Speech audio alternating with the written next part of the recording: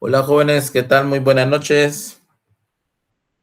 Buenas noches. Buenas noches, licenciado. Buenas noches, licenciado. Buenas noches, licenciado. Buenas noches, Lick. Buenas noches, Buenas licenciado. noches. Buenas noches, licenciado.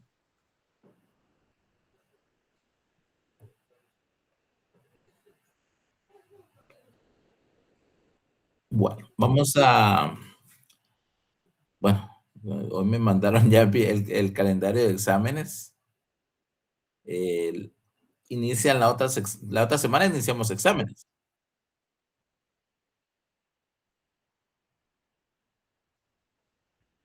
Sí están enterados, ¿verdad? Sí, Lick. Sí, Lick, gracias. El de nosotros, el segundo, ¿no? Sí, licenciado. La gran pucha, que usted no nos da tiempo de hacer casi nada, hombre. Ay, no. Estaba viendo yo que... Vamos a ver.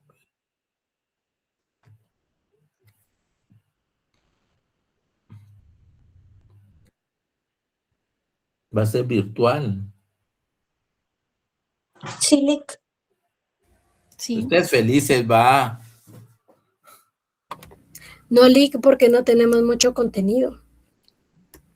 Ah, pero el contenido se lo voy a mandar en la presentación, no crea. Gracias, Lick. Gracias, Lick. Entonces va a ser pan comido. Ah, sí, sí, virtual es pan comido, sí. Ah, bueno. Eso Todos sí. 40, ¿verdad, Lick? ¿Perdón? Todos 40, ¿verdad, Lick? Miren, se lo va a tener que hacer difícil porque así como está, ¿no?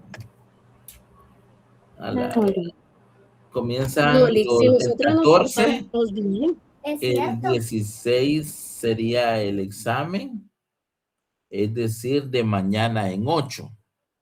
Sí, Lick. A las 19 horas virtual. Bueno, yo lo que he hecho es que yo subo el examen a Classroom, ¿verdad? Así como pues en dos, ¿verdad? Pares e impares.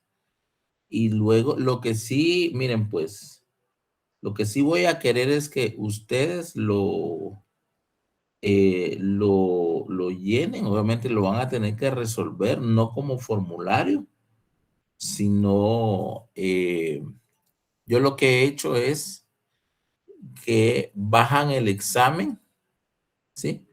Bajan el examen, lo responden y luego me lo mandan digitalizado a mi correo, al correo que yo les doy. Eso es lo que yo he hecho. No en fotos, sino digitalizado en escáner. ¿Sí? Se los digo desde ahora para que no queden, mire, es que si se lo mando en foto, yo no puedo calificar en fotos porque, o sea, imagínense, son 3, 4 páginas de un examen. Cada archivo me va a traer, o sea, me mandan 4 fotos. Yo no voy a estar armando fotos, pues. Entonces lo vamos a trabajar de esa manera. ¿Oyeron? Para que estén enterados. Yo les mando el examen, ustedes lo imprimen, lo contestan y lo envían, lo digitalizan en escáner y me lo envían al correo que yo les voy a dar dentro de las instrucciones. Ya, ¿estamos ahí? Select. Es que me agarraron un poquito movido también. No pensé que nos fueran a dejar virtual este examen. Pero bueno. Lick, disculpe el horario del examen, si será a las 7. A las 7 es 16 sí, a las 17, 19 horas. Ok, gracias, Lick. ¿Verdad? Hagan su tiempo para llegar a su casa para poder atender el examen de la manera debida. ¿Verdad? Bueno. Miren, pues jóvenes, vamos a seguir con las excepciones. Nos quedamos en qué excepción. ¿En qué excepción nos quedamos?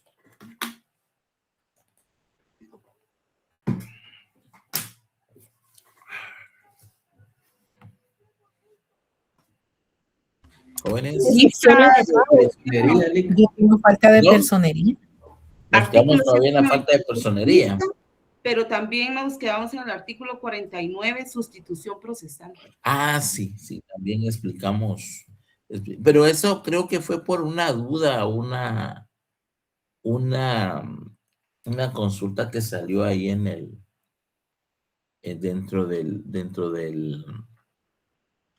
la clase. Bueno, continuamos entonces, vamos a ver la falta de cumplimiento del plazo o de la condición a que estuviera sujeta la obligación o el derecho que se haga saber. Esta excepción, yo no sé por qué esta excepción causa tanto problema a muchos litigantes, la verdad. No sé por qué. O sea, yo no le encuentro la complejidad para que muchos la utilicen malamente. O sea, de la experiencia que tengo, yo nunca la he utilizado, no he tenido la necesidad de utilizarla, pero sí he litigado con colegas que la han interpuesto en el lado opuesto y nunca se la han declarado con lugar, pero básicamente es porque no la saben plantear. Y según un doctrinario, me voy a permitir leer lo que comenta sobre esta excepción. Este doctrinario dice así: esta excepción contiene dos supuestos, que son los casos en que no obstante existir el derecho, no puede hacerse valer, porque no ha transcurrido el plazo fijado. Y los casos en los que aún no existe el derecho, porque la condición a que está sujeto no se ha cumplido. ¿Sí? ¿Qué quiere decir? Bueno, vamos a tratar de entenderla nosotros mismos. En primer lugar, habla de la falta de cumplimiento del plazo.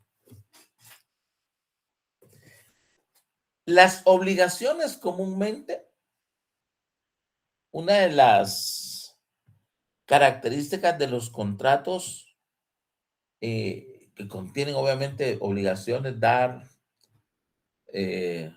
hacer o no hacer, comúnmente tienen un plazo. Por ejemplo, un préstamo. Dentro de las condiciones de un préstamo, casi siempre, o no decir siempre, existe un plazo. Para la entrega de una obra existe un plazo.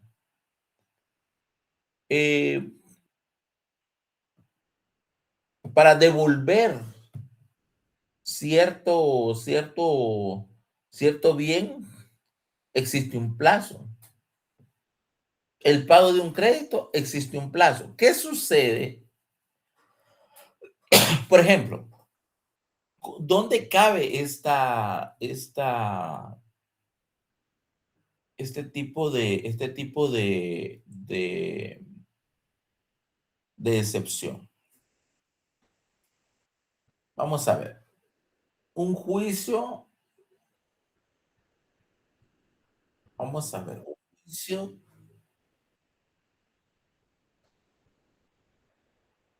Un contrato de obra. ¿Sí? Un contrato de obra. En un contrato de obra, la persona se compromete, el contratista se compromete a levantar un edificio en 2 años, ¿sí? Y están las condiciones, el contratante, la forma de pago, la forma del edificio, o sea, detalle, todo. Ahí está. Y son 24 meses. 24 meses a partir de la entrega del primer anticipo, llamémoslo de esa manera.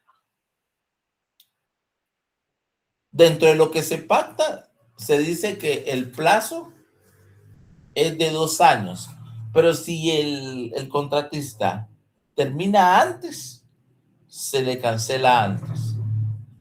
Pero si él no termina, hay una cláusula de penalización por cada día de atraso en la entrega de la obra. ¿Sí? ¿Tenemos claro ahí? Va. Sí, licenciado. Pero sucede que al año y medio, la inmobiliaria que contrató necesita comenzar a vender, aunque hay quienes venden en plano, pero digámoslo de esa manera. Necesita, y le dice al contratista, mire, nosotros necesitamos que usted nos entregue esto ahorita. El contratista dice, no, lo que pasa es de que son 24 meses, y ahorita van 20 meses, llamémoslo, como 4 meses. Sí, pero es que a mí me urge. No, nosotros pactamos. No se ponen de acuerdo.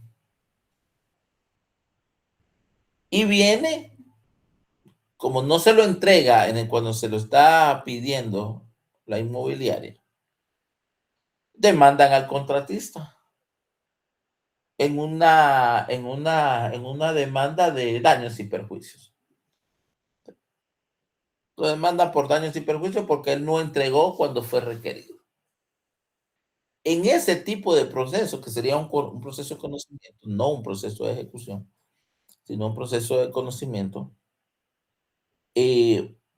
cuando hace la alocución, la parte expositiva y narrativa de la demanda dice, bueno, que con fecha firmamos un contrato.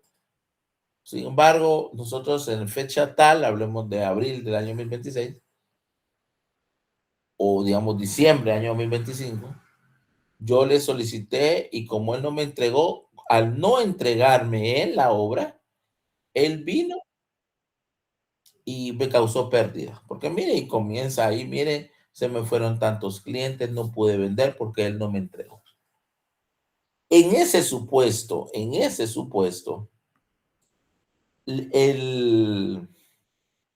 contratista o el abogado del contratista, al ver el contrato, puede interponer fácilmente la excepción de falta de cumplimiento del plazo. En este caso, plazo, no derecho. ¿Qué les quiero decir con eso?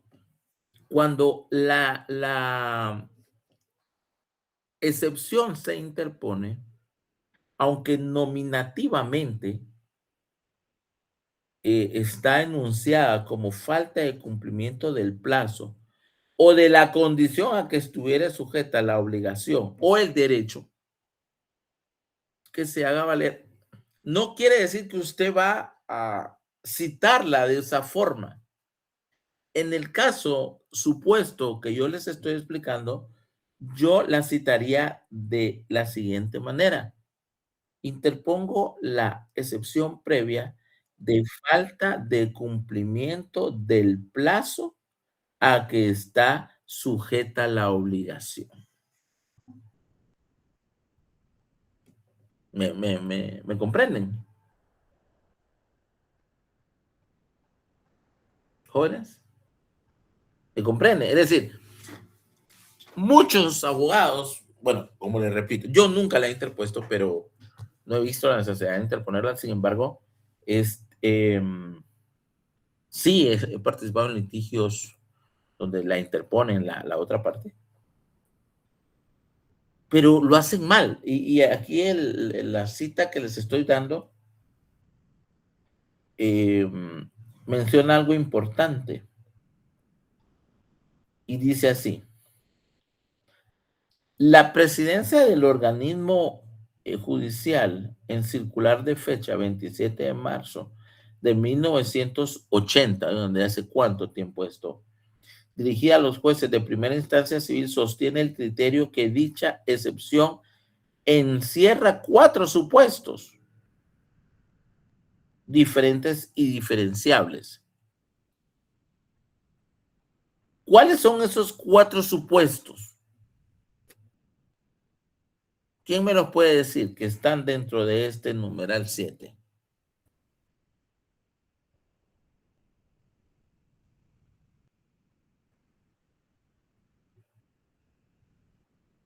Jóvenes, ¿cuáles son esas 4 categorías o supuestos que maneja esta excepción?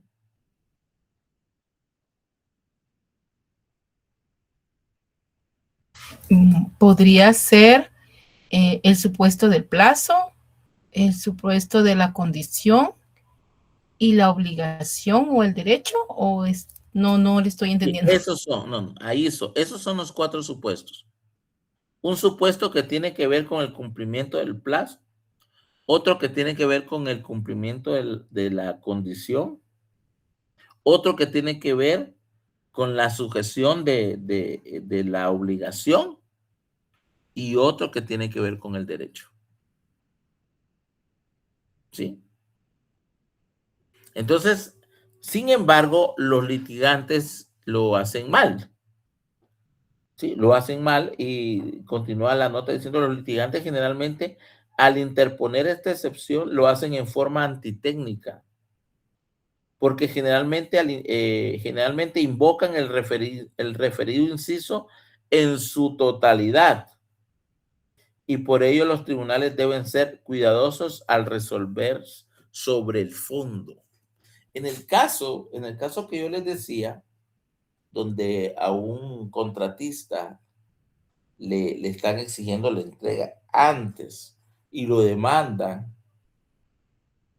alguien dirá, bueno, pero si lo demanda, por ejemplo, lo demanda al mes, y bueno, cuando corren con lo rápido que son tribunales, ¿verdad? Pasan 3, 4 meses. Yo ingresé una demanda en diciembre, increíble, el 19 de diciembre. Y fíjense que estuve esta semana y tuve que hablar al del tribunal. Dije, mire, pues la verdad estamos casi a 4 meses. Sí, que mire, que el secretario que le revocaron, o sea, es un desastre eso. El tema ahí es que imagínense, solo para una resolución, imagínense un caso de estos. Probablemente resuelvan de 3 a 4 meses. Ya se fue, hasta se cumplió el plazo, ¿verdad? Y tal vez hasta entregue o no le quieren recibir o qué sé yo. El tema principal acá es que las cosas son en el momento. Por ejemplo, los hechos jurídicos y los actos jurídicos se deben valorar de conformidad con el tiempo en que fueron realizados. Si el requerimiento se hizo a los 20 meses, ese es el valor que tiene el requerimiento.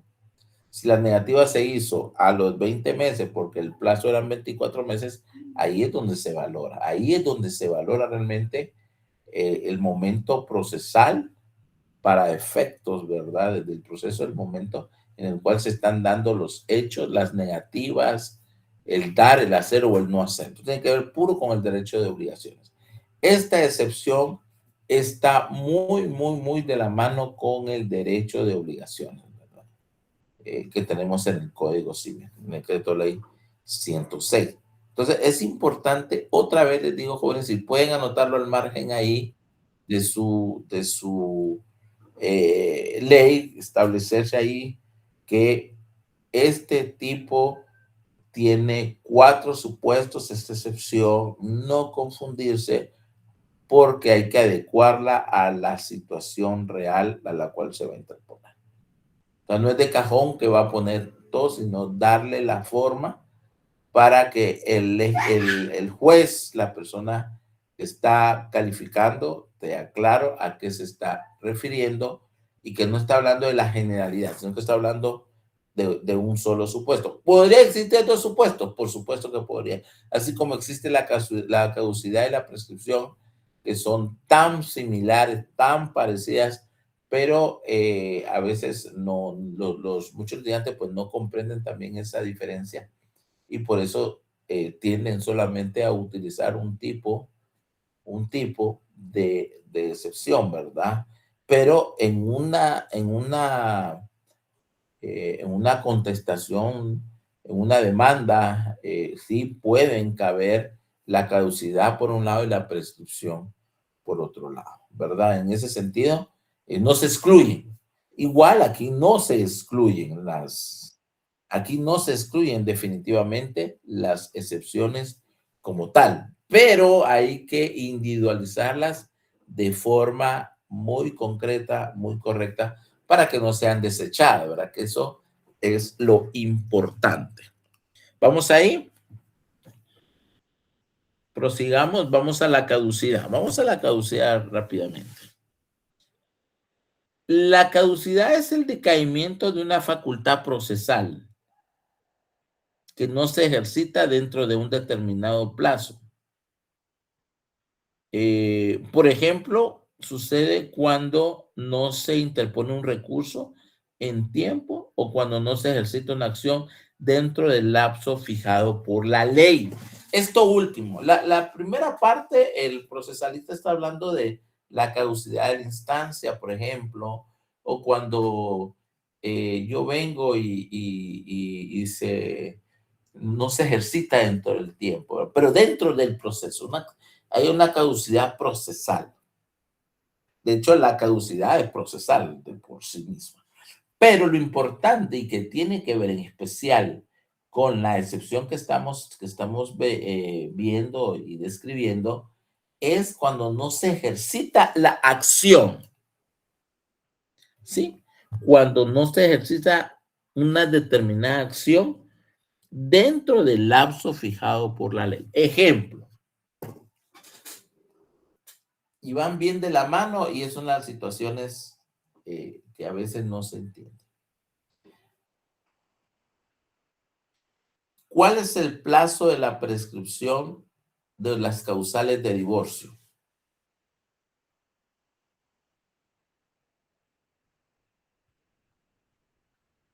¿Cuál es? 6 meses. 6 meses, Lic. 6 meses. ¿Cuál es el plazo de prescripción de la hipoteca? 10 años. ¿Cuál es el plazo de prescripción de un pagaré? 5 años. No, 3 años. ¿Cuál es el plazo de prescripción de las pensiones atrasadas?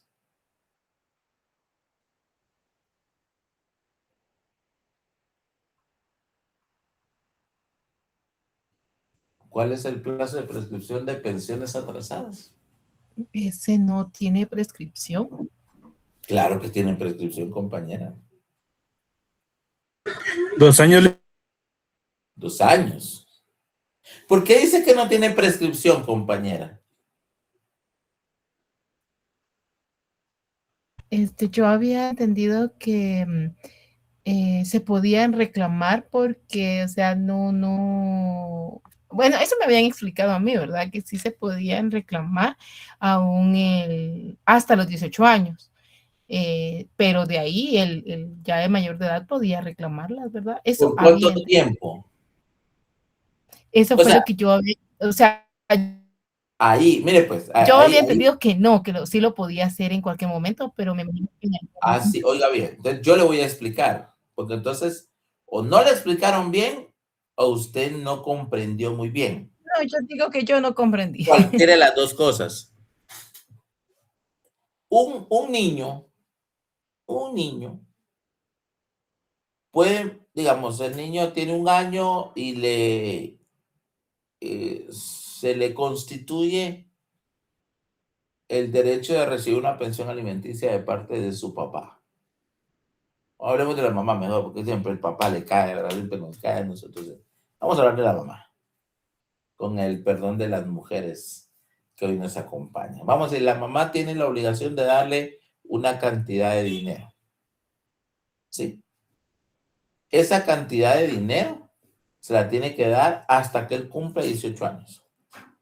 Pasó 1 año y no pagó, pasó 2 años y no pagó. La prescripción no corre contra los menores, los ausentes y los incapaces. ¿Sí? Ojo, no corre.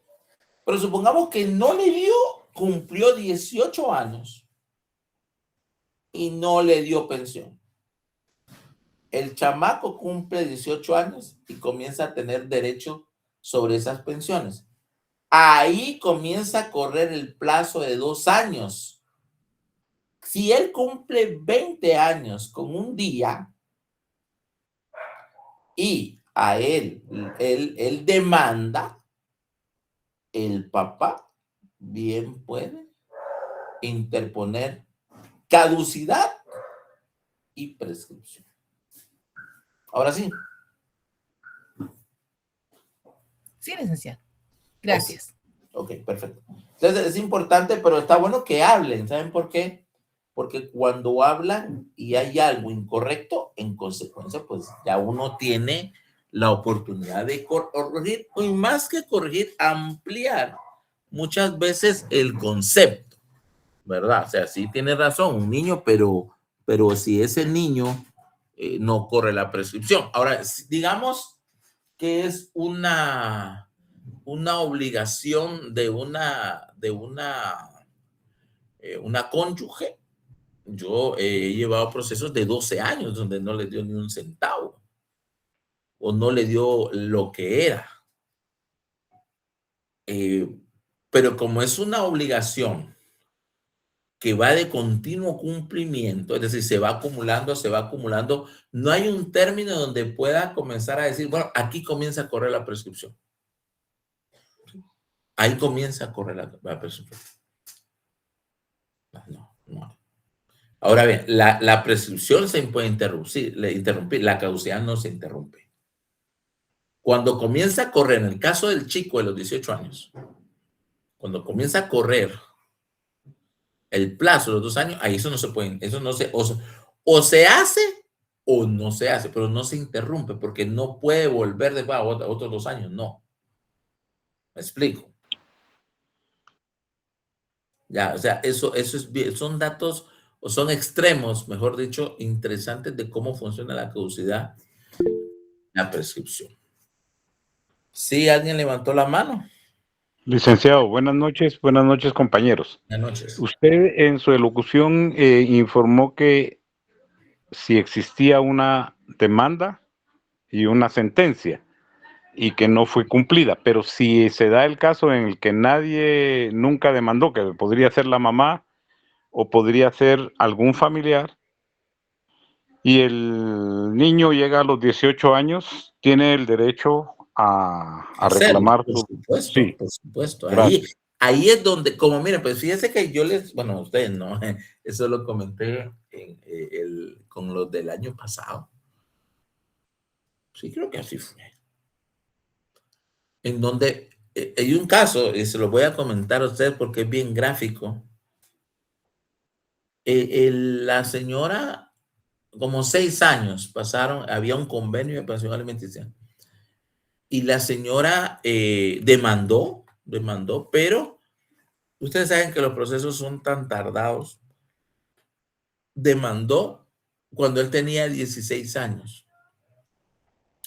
Se fue acumulando y ella daba nuevos montos porque los meses seguían pasando. Entonces, después como al año, mire que ahora es tanto, después mire que ahora es tanto y así se fueron. El tema es que como no pagó, le certificaron los conducentes a un juzgado de paz penal. Vino el proceso a Guatemala, a mí me hablan para defender al demandado. Y lo primero que yo me doy cuenta es que el chico ya había cumplido la mayoría de edad. Entonces, como el chico había perdido la mayoría de edad, la mamá inició, lo cual es perfecto. La mamá inició, pero hay una falta de habilidad de parte del abogado, en primer lugar, y en segundo lugar, de parte del mismo Ministerio Público, porque no, a veces no es una justificación. Yo sé que tienen mucho trabajo, pero ellos deben de conocer su expediente y no lo conocen. Para nosotros son muy largos. Cuando hicimos un convenio con el muchachito, que ya casi iba a cumplir 20 años. Se le pagó a él, no la totalidad, pero sí una buena parte. Y cuando se le paga, se presenta eso ante el Ministerio Público y ante el juzgado. Y fíjense que la mamá se enoja. Y la mamá a mí, antes de la audiencia, me dijo, ¿pero por qué? Porque yo le digo, usted ya no puede estar en la audiencia. Pero es que yo demandé, es que el dinero soy yo. No, el convenio es solo para su hijo. No es para usted. Y así lo decía. O sea, ese derecho es de él. Y ahora, como es mayor de edad, él lo puede defender por sí mismo. Es que no, es que viera usted. Lo bochornoso del caso fue que cuando entramos a la audiencia, el señor juez pregunta, ¿usted quién es? Yo soy la mamá del muchacho, pero aquí tengo el DPI, es mayor de edad. Sí, entonces sálgase. En el caso de ella, tal vez un proceso penal, aunque en el proceso penal también existe la excepción. ¿Cómo se denomina la excepción que ustedes le podrían interponer a ella? Si fuera un proceso civil.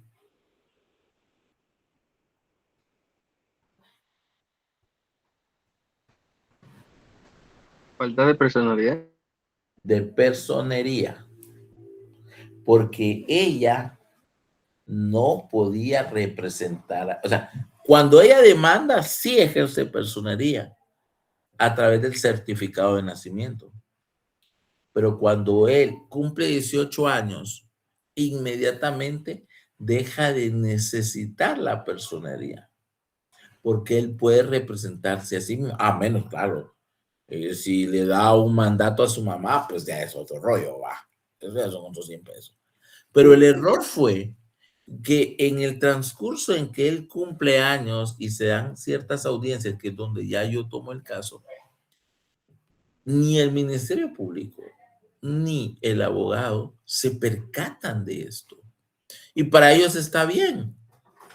Sin embargo, cuando se da la situación frente al juez, pues obviamente se ajusta a derecho y si usted no tiene nada que estar haciendo. Y eso es lo bochornoso. Pero ¿a dónde ven? Pero esa es la falta en este caso, de personalidad, que es una excepción, que no es solamente civil, en penal también existen las excepciones como la falta de personalidad también, o sea, no es solamente. Pero como excepción previa, evidentemente solo funciona en el derecho procesal civil. Pero ahorita estamos con caducidad. La pregunta era, ¿y qué pasa? No lo hicieron allá. Perfecto, no, ellos no demandaron. Cumplió 18 años porque muchas veces las mamás o los papás dicen, es que no necesito, yo no quiero nada de él, yo no quiero nada de ella, y pues y se dan todos esos y hasta epítomes, ¿verdad? Pero a la larga no es así. Yo incluso, si ustedes en algún momento cuando ya sean abogados llegan personas que se quieren divorciar, especialmente, y ahí sí voy a hablar con las mujeres, y muchas veces dicen, no, yo no quiero nada de él. Y tienen 1, 2, 3 niños. Entonces yo les digo, no renuncien a su pensión. Es que va a decir que me mantienen. No, porque ¿qué sucede? Los niños llegan hasta los 18 años.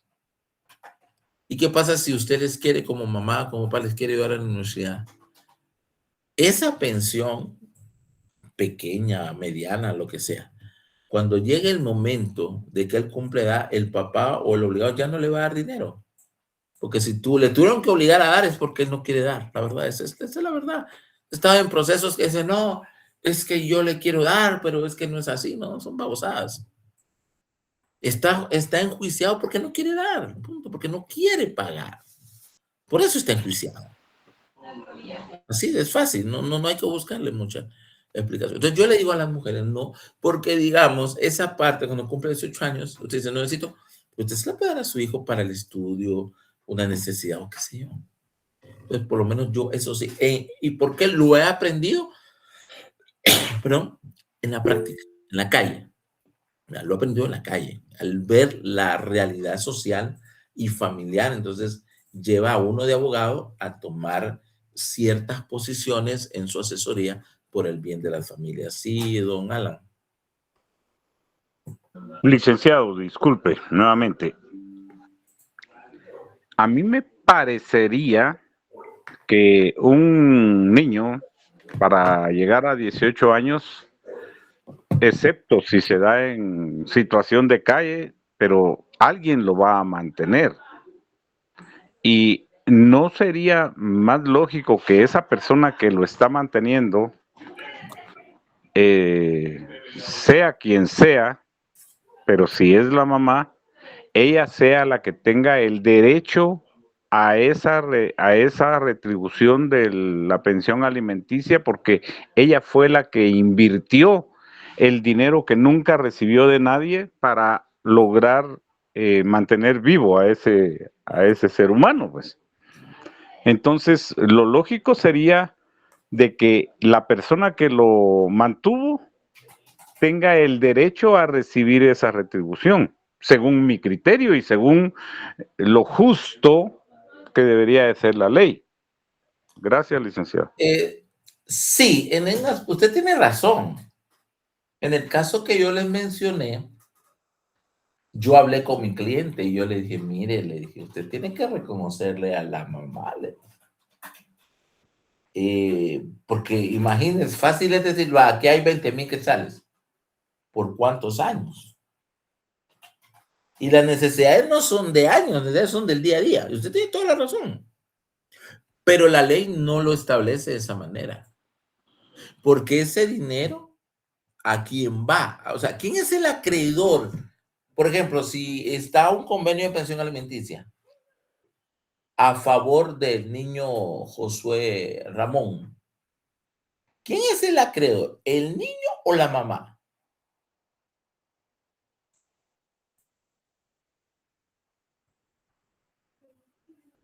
¿Quién es? Es la mamá quien lo representa, porque él es un menor de edad. No, no es la mamá. Ese dinero cuando se deposita, porque estamos hablando cuando no se deposita, pero cuando se deposita esos 400, esos 500 quetzales, ¿cuál es el deber de la mamá hacer con ese dinero?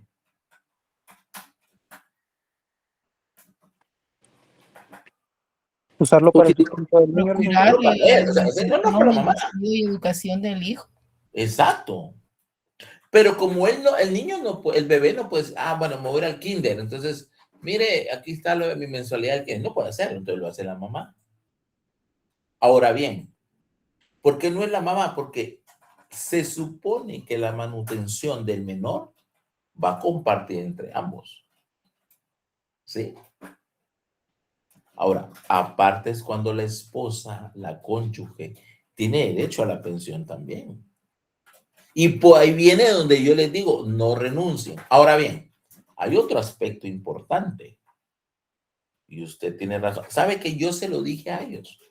Hay maneras donde la mamá puede demandar porque ella lo mantuvo al niño hasta su mayoría de edad, porque la ley sí establece la responsabilidad cuando, por ejemplo, si la mamá quiere deudas, ¿quién es el responsable? El obligado a alimentar. Él es obligado a eso. Entonces, hay maneras en donde se pueden dilgar responsabilidad a favor de la mamá. Lo que pasa es que falta a una habilidad jurisconsulta para hacer valer ese derecho. Si ella hubiera sido mi cliente, yo lo hago valer de otra manera. Sí. Pero no podemos nosotros decir que el acreedor es la mamá, porque no lo es. No lo es. El acreedor es el hijo o la hija, no la mamá. La mamá prácticamente lo único que ella hace es administrar esa pensión alimenticia que se dictó a favor del menor. Usted sabe que el administrador no es dueño, ¿o sí? No, definitivamente no. Y como ella lo está representando, entonces ella es la persona que administra los recursos en favor del niño, pero ella no es. Y en el momento, ella va a actuar. Obviamente hablo cuando no hay una pensión a favor de la mamá. Cuando hay pensión a favor de la mamá, pues ella actúa también en nombre propio, pues. Pero no sé si ya me expliqué bien ahí en cuanto a eso. Sí, licenciado. Yo lo que observo ¿Qué podría ser un puntis para presentar esa observación y esa falta de cubrimiento de la ley al respecto? Sí, es que hay manera, lo que pasa es que no es tan clara la manera, pero sí, sí podría ser. De hecho, eh, hay figuras, por ejemplo, está la posesión notoria de Estado. ¿Ustedes ya estudiaron eso? La posesión, eso uno lo ve en el tercer semestre. Está la posesión notoria de Estado de los niños. Por ejemplo, si yo tengo posesión notoria de Estado y viene el papá, el mamá, mire que no sé qué, yo tengo derecho a cobrarle lo que yo invertí en el niño. ¿Me explico? O sea, hay maneras, hay formas. Lo que pasa es que a veces como abogados no profundizamos. Y como lo fácil es, bueno, entonces demandamos los alimentos, pero usted ha tocado un tema muy interesante. ¿Por qué no agregar, ok, y vamos a cobrarle también lo que usted ha invertido en el niño? Por la falta de una especie de daños y perjuicios, pues si quiere verlo de esa manera, ¿va? Por no haber pagado a tiempo la pensión a favor del niño. Por ahí sí, pero no es cajonero. Es decir, bueno, esa pensión, como yo fui el que, entonces la pensión es mía. No, la pensión es de él. Ahora, también, aquí surge otra cosa. En el caso que yo les dije, el papá le da el dinero al hijo, pero la mamá invirtió en el hijo. ¿A quién debería de cobrarle ahora la mamá ese dinero? ¿Al papá que le dio al hijo o al hijo que recibió el dinero?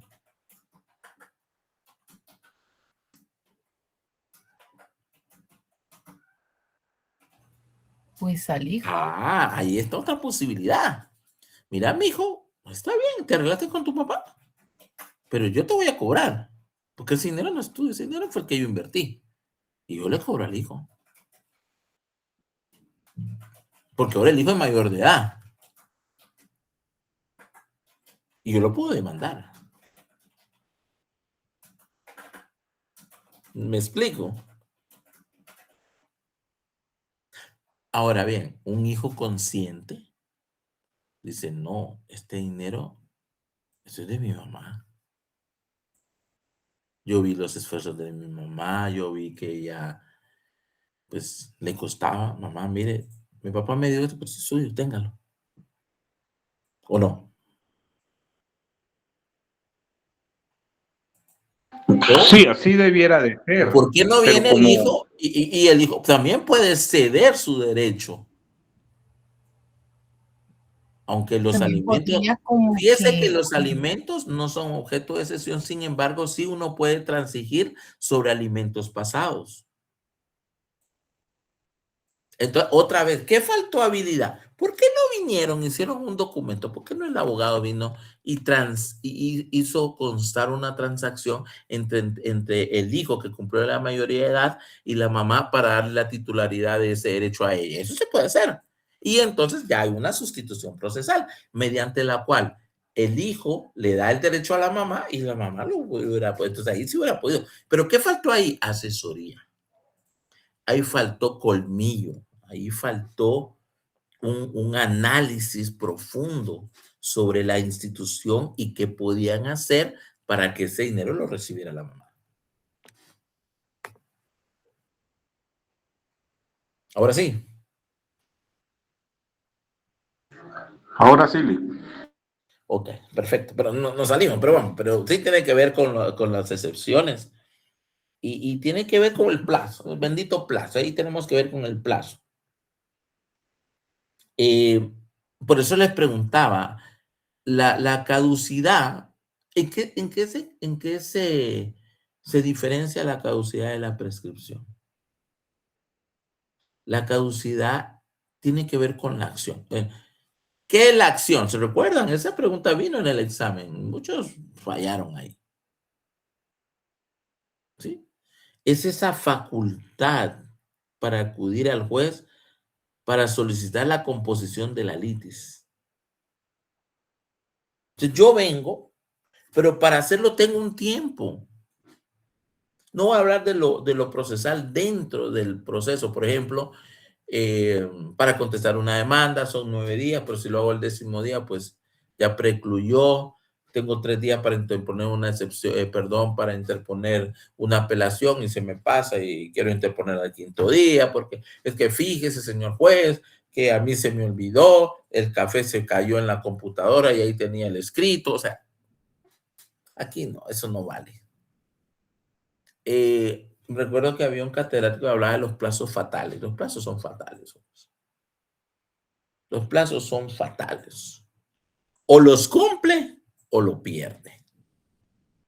Cuando ustedes sean abogados, ya no les falta mucho. Deben de tener el plazo, es fatal. Por ejemplo, hoy por hoy hay una ventaja. En medio de todos los defectos, pues hay ventajas, por ejemplo, a las notificaciones. Antes nosotros para litigar, pues uno a veces, bueno, yo llevo procesos en el interior y tenía el problema de una dirección, o sea, una dirección para notificar, una dirección que realmente me hicieran el favor de recibir la notificación, por ejemplo, en Retaluleo, Quetzaltenango, Santa Lucía, Cosumalguapa, Escuintla, Santa Rosa, qué sé yo, cualquier lugar de esos. Y que al llegar la notificación me avisaran también. Porque ese no, hoy no, hoy están las notificaciones electrónicas. Entonces, eso ya uno no está supeditado a un lugar físico, yo todos los días abro mi casillero, absolutamente todos los días, porque de repente no me llega el mensaje, no me llega un correo, porque llega por mensaje, por mensajito y llega por correo electrónico de que se depositó un casillero electrónico, una notificación, en este caso en el casillero electrónico. Entonces yo lo abro, pues 2, 3 veces al día abro mi casillero para ver si no me cayó, pero voy a ver si tal vez el sistema falló, no me cayó el mensaje, pero sí cayó en el casillero. Entonces, esa es una ventaja. Entonces todo eso hay que tener sumo cuidado, ¿verdad? Conozco abogados que no abren su casillero. No abren su casillero. Y les ha pasado, mira, es que fíjate que lo abrí y tenía una y no me percaté, no me fijé, y entonces los plazos son fatales. Si ustedes llevan procesos, yo llevo varios procesos, la verdad es que sí llevo bastantes procesos. Realmente uno debe tener un sumo cuidado con relación a eso. ¿Por qué? Porque caduca la acción. Ahora bien, la acción que viene del derecho sustantivo, que son los plazos que yo les estaba preguntando a ustedes, son importantes de tenerlos en consideración siempre. ¿Sí? Es importante tenerlos, sabérselos, ¿verdad?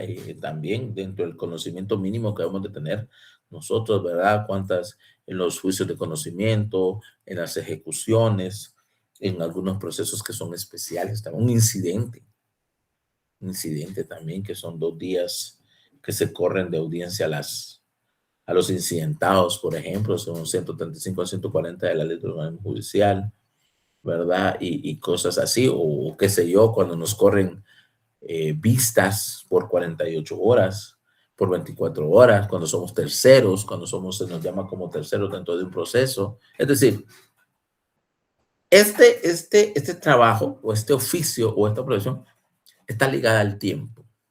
Sí, está ligada al tiempo. Y por eso existe la caducidad. Ahora bien, yo comúnmente, cuando interpongo caducidad, casi siempre interpongo prescripción. ¿Por qué? Ahorita vamos al otro lado, vamos a la prescripción y le voy a decir por qué ambos. Porque yo tomo como punto de referencia la demanda. La demanda que contiene, la pretensión, es el objeto mismo, es la razón de ser, es el propósito, es el que quiero. ¿Qué demando? La palabra demanda viene de demandar, de querer algo, exigir algo. Demandamos que la universidad abra sus puertas, por ejemplo, ahorita que está el clavito ahí de las instalaciones de la universidad. Demandamos al rector. No es un escrito A, es una exigencia. La demanda es una exigencia. Eso es la demanda, es una exigencia. una exigencia sobre algo. Pero la demanda contrae una pretensión basada en el derecho de fondo. Ese derecho de fondo prescribe, pero para que yo lo haga valer, ¿sí? Para que yo haga valer ese derecho de fondo, tengo que accionar, y ahí es donde hay una caducidad si no acciono. De la prescripción, que es el, si no estoy mal, el numeral 9 del 116, establece lo siguiente: su finalidad es poner fin a un derecho que por no haberse hecho valer se considera abandonado por su titular. Una hipoteca. ¿Sí? Una hipoteca. Un pagaré, una letra de un cheque. ¿Cuánto tiene? ¿En cuánto tiempo prescribe un cheque? 6 meses. 6 meses. Y para poderlo ejecutar debo protestarlo. ¿Sí? Debo protestarlo. Y si no lo protesto, ¿cuál es la otra manera de hacer valer el protesto?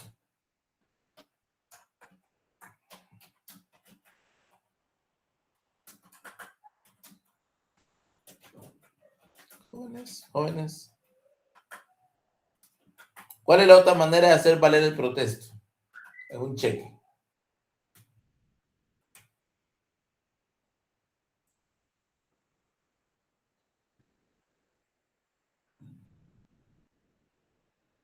¿Nadie?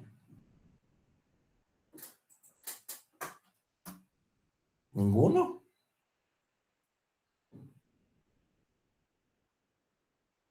¿Ninguno trabaja en un banco aquí ustedes?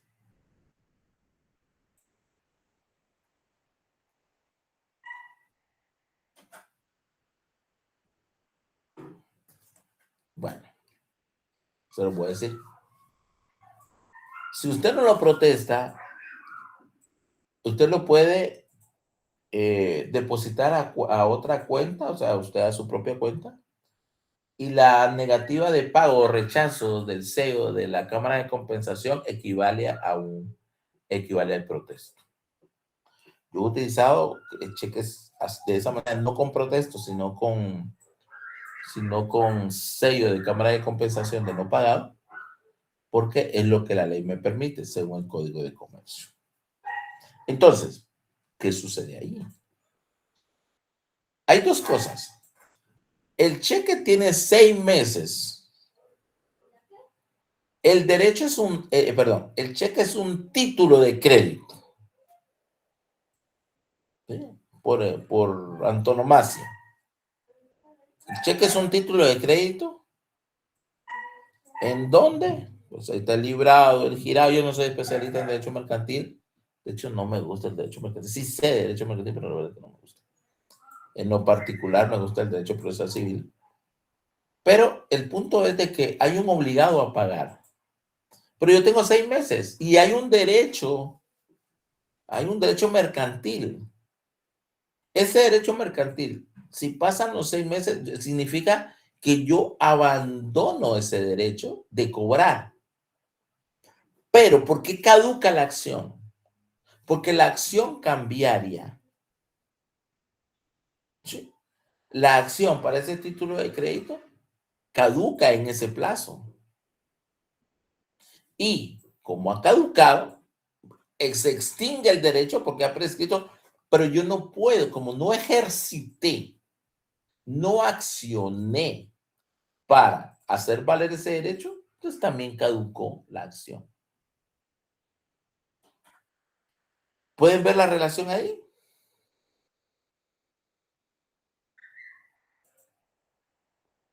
Jóvenes, ¿pueden ver la relación ahí? ¿Por qué caducó la acción de demandar y por qué prescribe el derecho a exigir el pago? ¿Sí? Porque hay un derecho a demandar y ese derecho a demandar es hacer el escrito, presentarlo y que sea digamos, ejecutado apropiadamente. Pero eso tiene un plazo y a eso se llama caducidad. Pero el derecho que viene en el documento, porque recuérdense que los títulos de créditos incorporan un derecho autónomo, ese derecho está ahí metido. Y es el derecho de fondo que yo quiero que me hagan valer. Y el derecho ahí está, pero prescribió. ¿Por qué? Porque la acción para hacer valer ese derecho me ha caducado.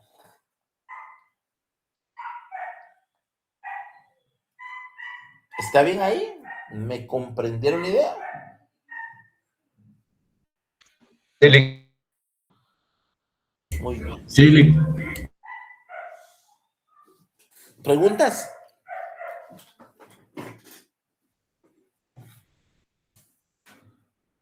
¿Preguntas, jóvenes?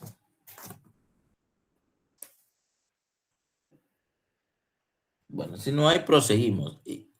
Estas dos son de las últimas tres, son de las más difíciles que hay en cuanto a comprensión y uso.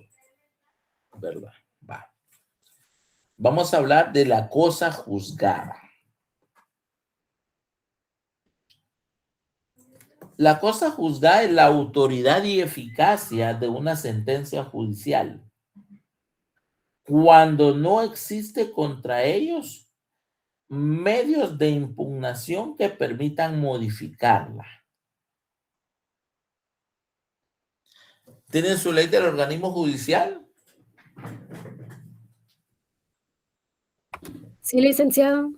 Sí, Lick. Por favor, el artículo 155.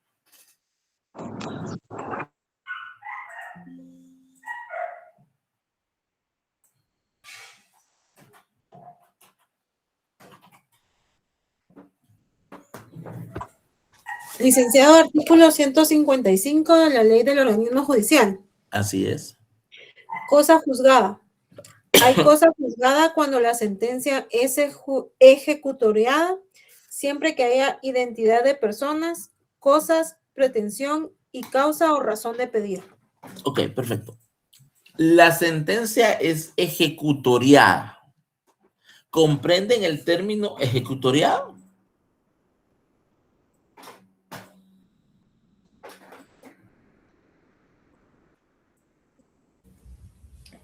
¿Jóvenes? Podría ser como que ya se está cumpliendo. ¿Cómo? Perdón. Podría ser que como que ya se está cumpliendo con lo que resolvió el juez en sentencia. Muy bien. ¿Algo más? ¿Alguien más?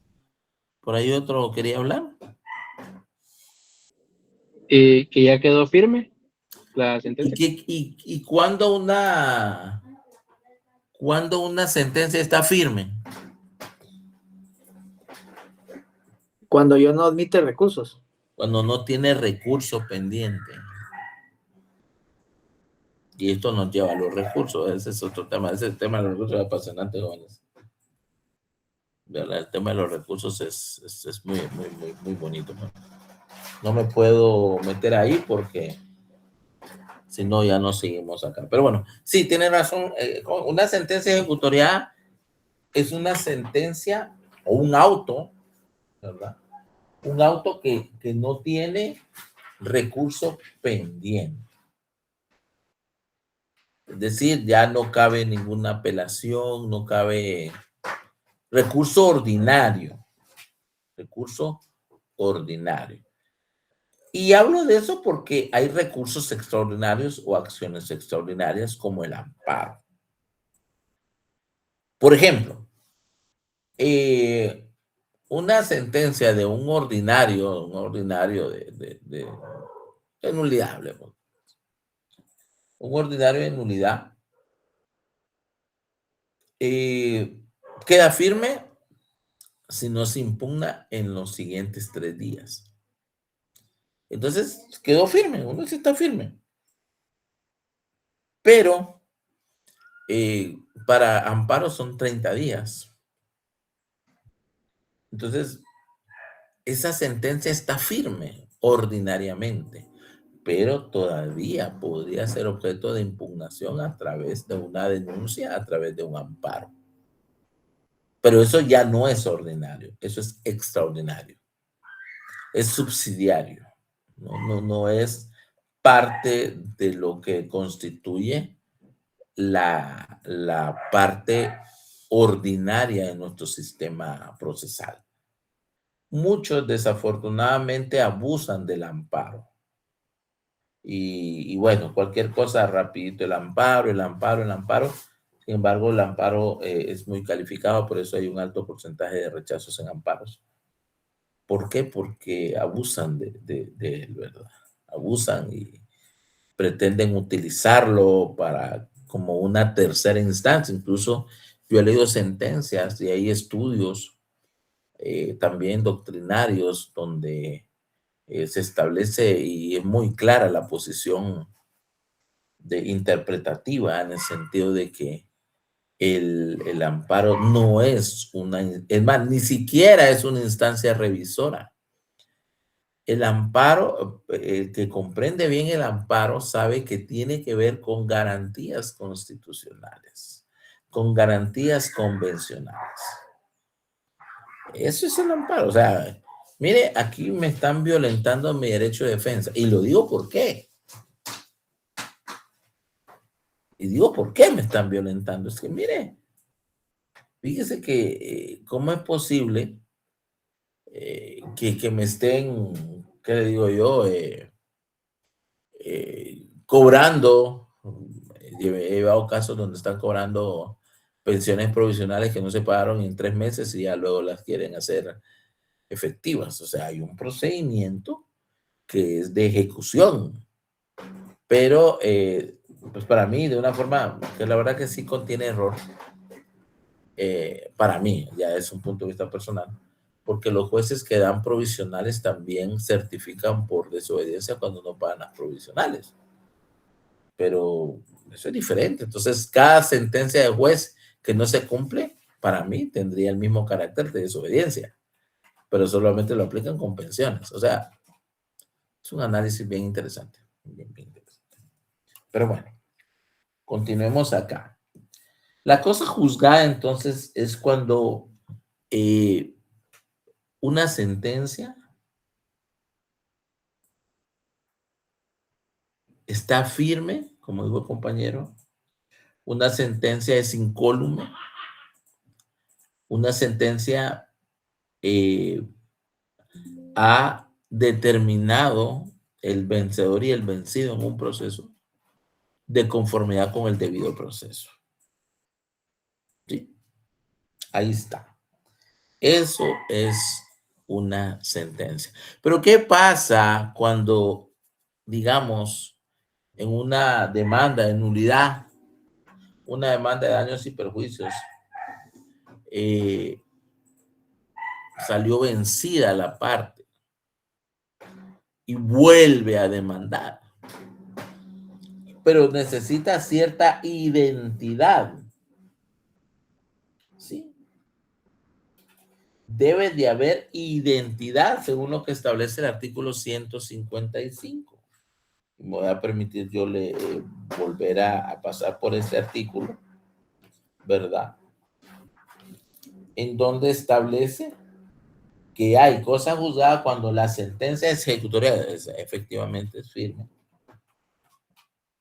siempre que hay identidad de persona, es decir, son las mismas personas. O sea, yo quiero interponer, obviamente ya hay un proceso porque estamos dentro de las excepciones previas, pero usted dice que eso ya lo discutimos, identidad de personas, identidad de cosas, identidad de pretensión y identidad de causa o la razón que me lleva a pedir. Si eso es lo mismo, es cosa juzgada, ya sea a favor o en contra. Eso es otra cosa. ¿Ya? Debe haber la misma vía, la misma materia, el mismo grado, el por qué y el mismo para qué. Eso es la cosa juzgada. La cosa juzgada formal es un presupuesto de la cosa juzgada en sentido sustancial, ya que constituye un antecedente necesario sin el cual no es posible llegar a esta. Puede existir cosa juzgada formal sin cosa juzgada sustancial. Pero no puede existir, en cambio, una cosa juzgada sustancial sin la formal. Porque a esta no se puede llegar sin la preclusión de todos los medios de revisión. Cuando hablamos, es decir, que lo que aquí se dice de alguna forma pues, bastante técnica, llamémoslo de esa manera, es que el derecho sea declarado a través del procedimiento adecuado. No se puede llegar a lo formal sino sustancial. Sí. Entonces, estas verdades, por así decirlo, son interesantes.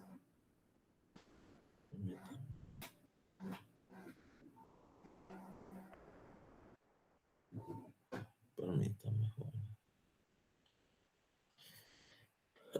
Pero, entonces, para llegar a esta, ¿sí? La finalidad, o sea, el propósito de la cosa juzgada es impedir el planteamiento o la renovación de un litigio en la cual se buscan pretensiones que ya fueron sometidas al conocimiento del órgano jurisdiccional entre las mismas partes, las mismas cosas y las mismas acciones.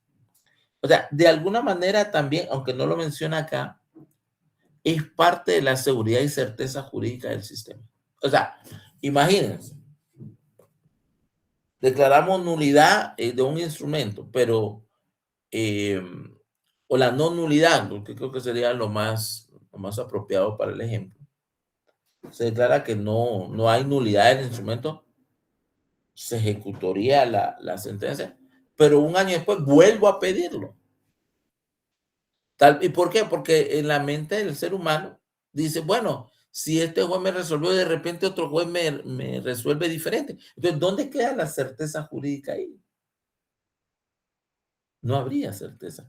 No había certeza jurídica. No habría seguridad jurídica para las partes.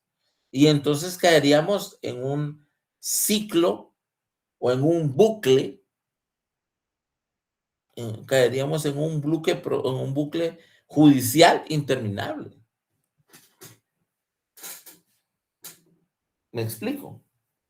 Por eso la sentencia es sentencia ejecutorial, una sentencia apropiadamente que llegó a su fin con todas sus fases procesales, donde se le dio la oportunidad a las partes y de esa manera pudieron llegar a una conclusión procesal, que es la sentencia.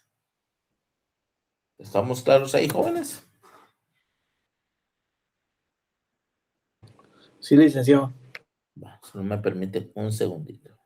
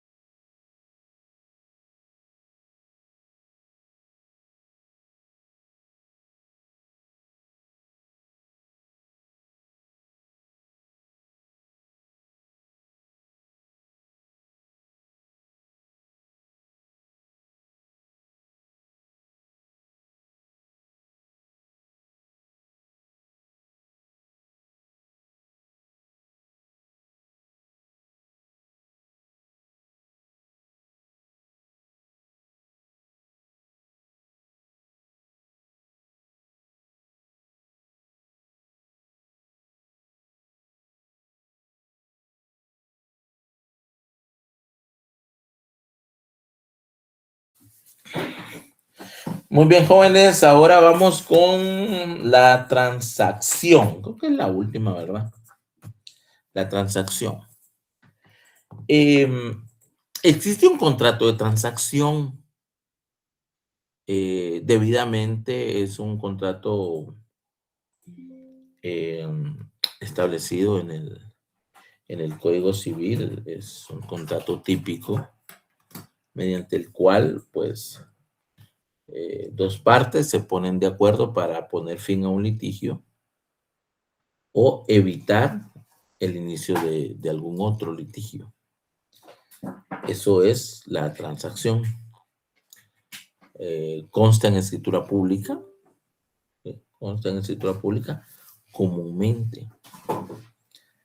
Pero también hay una forma anómala de terminar un proceso. Se usa mucho, lo usan mucho los bancos cuando les pagan o hacen transacción con el sistema FHA, por ejemplo, lo hacen. Y en algunos otros créditos en donde utilizan la transacción para poner fin al litigio. Es decir, por ejemplo, pagan y no desiste, el banco no desiste, sino que hace una transacción donde recibe una cantidad de dinero y pues presentan el documento ante la autoridad judicial y da por terminado. Pero también existe la transacción como una excepción. Sí. Ya, no como una forma anómala, sino como un medio de defensa. Recordando que las excepciones previas son precisamente eso, medios de defensa que tiene a su alcance el demandado para objetar ciertas pretensiones o objetar la presentación de la demanda en la forma en que se está presentando, porque recuérdense que las excepciones previas no atacan el fondo, sino que son las perentorias. Pero bueno, se dice que se encuentra regulada como excepción previa, pero se puede hacer valer en el proceso en cualquier etapa del mismo. Algunos la consideran como una excepción mixta, es evidente. Habría que ver, por ejemplo, el momento, es un tanto difuso, vamos a llamarlo de esa manera, porque son varias las maneras en que se puede presentar una excepción de esta naturaleza. Sí. Constituye uno de los modos anormales de terminación del proceso, que es lo que yo precisamente les estaba diciendo. Su fundamento es el derecho sustantivo, según el artículo 2151 del Código Civil. ¿Verdad?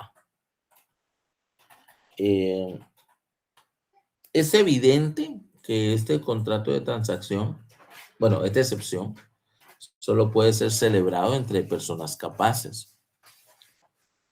Pero hay momentos donde no, por ejemplo, una mamá en representación de su hijo no puede transigir, se lo prohíbe el juez, ¿sí? Hay momentos donde no se puede, ¿verdad? Pero también considero yo que el ejemplo tal vez más apropiado para que sea considerada como una excepción previa a la transacción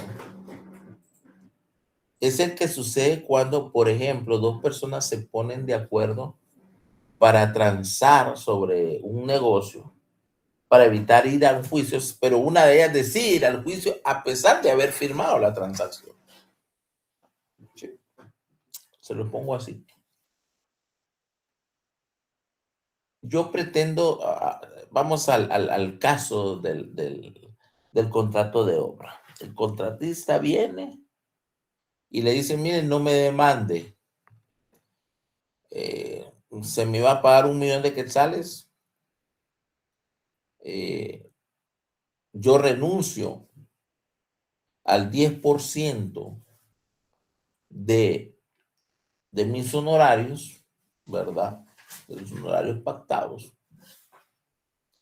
Y usted, pues, por el atraso, vamos a ver que en este caso sí hubo atraso, Supongamos que no ha habido una penalización, ¿verdad? Porque los contratos tienen penalización, pero digamos que en este no hubo. Entonces, en este caso, usted, pues no me demanda ahí. Porque y si quieren leanlo, el artículo 2151, es bien interesante ese artículo. ¿Alguien que lo lea, por favor? Yo lo tengo, Lee. Por favor, léalo, compañero. 2151. Así Para es. que la transacción sea válida, se requiere que las partes tengan capacidad para disponer de lo que sea objeto de la transacción. 2. Que las cosas o cuestiones sobre las cuales se transigue sean dudosas o litigiosas. Que las partes se prometan, cedan o den algo recíprocamente. Y 4. Que cuando se celebre por medio de mandatario, éste tenga facultad especial, no solo para transigir, sino para los actos y contratos derivados de la transacción que necesiten facultad especial. Aunque usted leyó el 2152, era el 2151. La transacción es un contrato por el cual las partes, mediante concesiones recíprocas, deciden de común acuerdo algún punto dudoso o litigioso, evitan el pleito que podría promoverse o terminan el que está principiando. Sí, eso es una transacción. Entonces, en el caso, en el ejemplo que yo les estoy comentando, pues dice, bueno, viene el contratista y dice, él cede y dice, no me pagues el millón de quetzales, dame 950,000, pero no me demandas. Y dice, sí, perfecto. Y firman la inmobiliaria a través de su representante legal facultado expresamente para eso. Pues hace lo que hace. Firman el contrato en escritura pública. Pero a los 6 meses sucede que el contratista lo demandan. Allí es, digamos, el ejemplo perfecto donde ese contrato de transacción se convierte en una excepción previa. Entonces viene a su bufete, llega el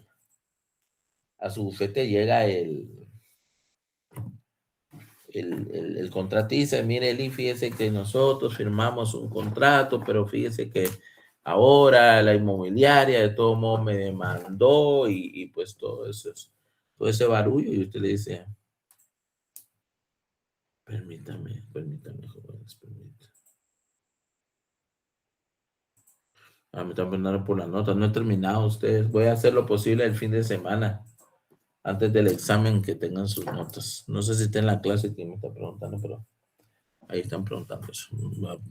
Deben de preocuparse también por estar en la clase y poner mucha atención. Pero bueno, el tema es de que llegan a su bufete y le dice, bueno, y pues yo firmé, le explica toda la situación. Ahorita le voy a dar la palabra como ella.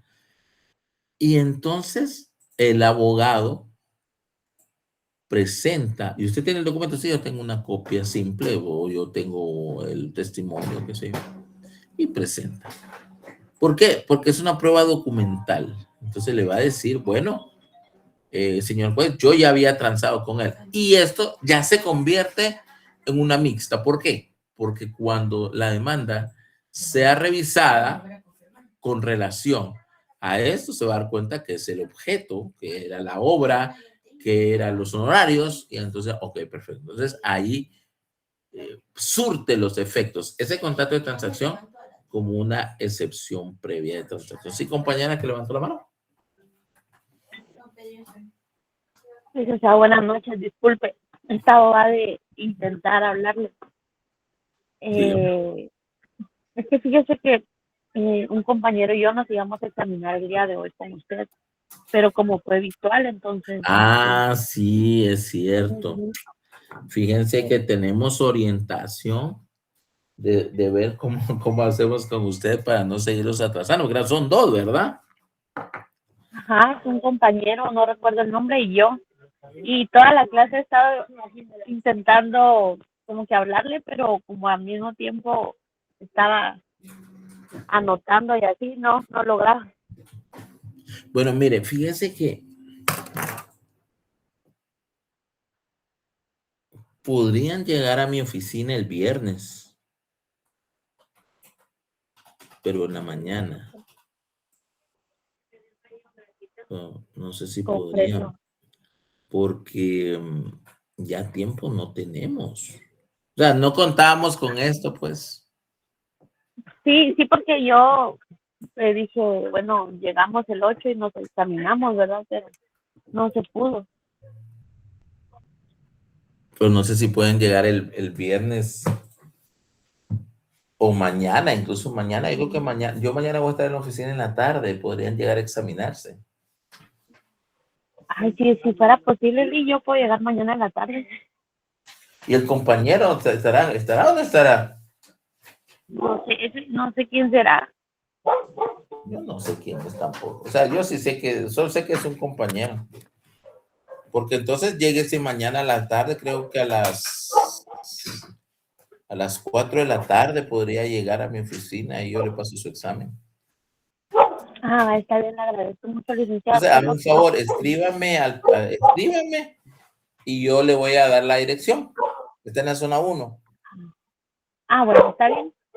Por favor, y si alguien sabe o es amigo del compañero pendiente, le avisen que me escriba, por favor, porque claro, no entró a la clase. Es que miren, ese es problema. Se supone que un alumno debe ir a su clase. Usted tuvo la iniciativa y me habló. Pero, ¿por qué? Porque está interesada. Pero el compañero no está. Entonces, pues si le pueden avisar. Entonces, gracias compañera, yo le voy a mandar la dirección. La esperaría a las 4 de la tarde, yo le paso su examen y pues ya vamos esa parte con usted. Está bien, le agradezco mucho. No tenga pena. Y gracias por recordarme usted también. Bueno, pues jóvenes, pues les decía, terminamos entonces con el tema de la excepción excepción previa de transacción. Entendiendo esta como ese documento, viene a ser un documento, es algo documental. Puede ser en escritura pública, algunos incluso si lo pueden hacer hasta privado, pues va a depender del criterio del juez para valorarlo, porque después de todo es un contrato típico. Pero es la manera en que también los procesos se pueden finalizar.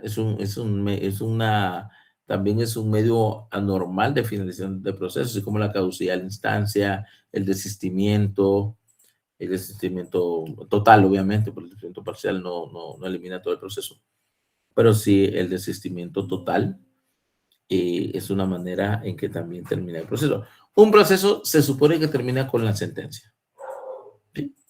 Eso es lo que se supone, que termina con la sentencia. Sin embargo, pues otros procesos no terminan con la sentencia, simplemente pueden terminar con acuerdos. La transacción a la larga viene a ser un acuerdo.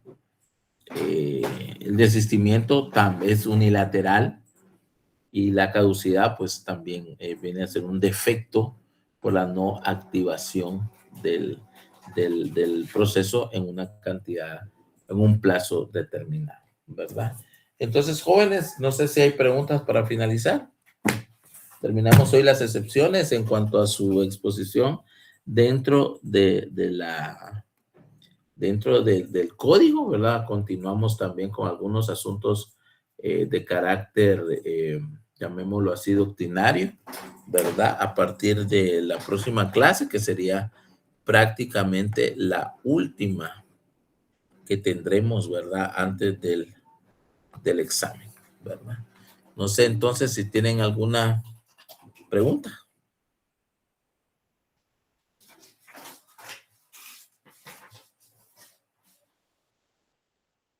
¿No hay?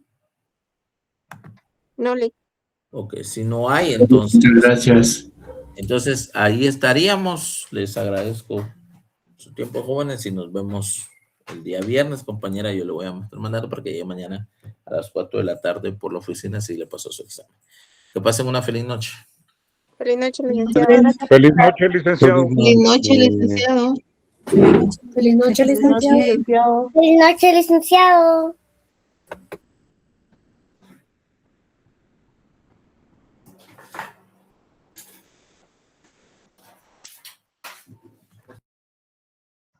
Buenas noches, Lick. Feliz noche, licenciado. Feliz noche. Buenas noches, Lick. Feliz noche. Lick, con una consulta. Sí, compañero. Sí, fíjese que yo, la verdad, cuando ahorita que habló del examen extemporáneo, no sabía si se refería a mí. Yo fui el que le había hablado por la situación de mi mamá, pero al final ya no conseguí la constancia, la verdad, porque a mi mamá la internaron después de esa fecha, entonces no sé si realmente habría posibilidad o si... Pero usted me había dicho que había sido en esa fecha. O sea, ese día ya fue que se puso mal, pero no fue que la internaran ese día exactamente, ¿verdad? Y fue un día de caos, la verdad, ese día, pero la verdad por eso se me dificultó y con toda esta situación pues de la U ya no pude hacer mayor cosa, pero no sé si aún existiría la posibilidad o realmente pues me la juego en el segundo, ¿verdad? Bueno.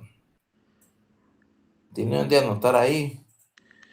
Sí, claro, pero permítame, Lick. Segunda Avenida. Segunda Avenida. 4-20. 4-20. Oficina 101. Oficina 101. De la zona 1 de la ciudad capital. Son 101. A 1000, gracias, Lick. Yo sí sería mañana igual a las 4, ¿verdad? A las 4 de la tarde, por favor. Le agradezco infinito. Lleva Lick. su ley. Ajá. Lleva su ley, por favor, y pues lleva la Constitución, el Código Procesal Civil y Mercantil. A ver, le agradezco infinito, Lick, siempre por su apoyo. Muchas gracias. Va, perfecto, pues feliz noche. Gracias, buenas noches, Lick.